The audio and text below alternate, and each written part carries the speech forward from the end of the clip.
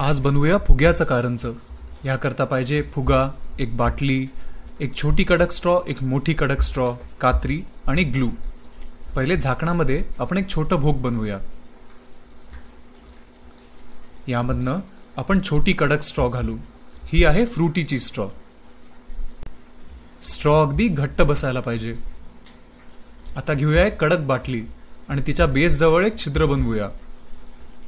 या छिद्रातनं घालू एक मोठी कडक स्ट्रॉ. त्याच्या जॉईंट पाशी आपण थोडा रबर ग्लू लावूया, म्हणजे गळती होणार नाही. जॉईंट वाळू द्या.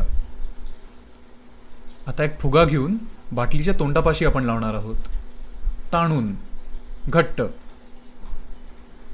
असा.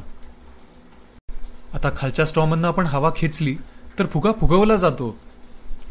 फुगवल्यानंतर आपण जर का वरती हात ठेवला आणि स्ट्रॉवर पण बोट ठेवलं आणि मग हात काढून जरी घेतला तरी फुगा तसाच राहतो. आता आपण एक गंमत करूया. त्या फुग्यामध्ये आपण पाणी ओतूया.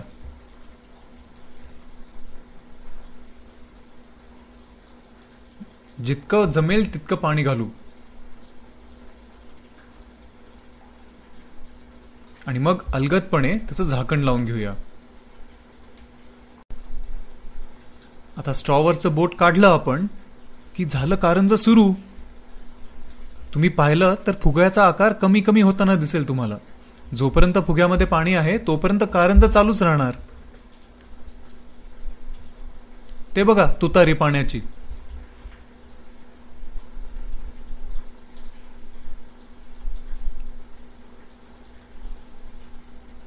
पाहिजे तितक्या वेळ आपण ह्याच्याबरोबर खेळू शकतो. मी तर उद्यापासून अशीच आंघोळ करणार आहे. छान.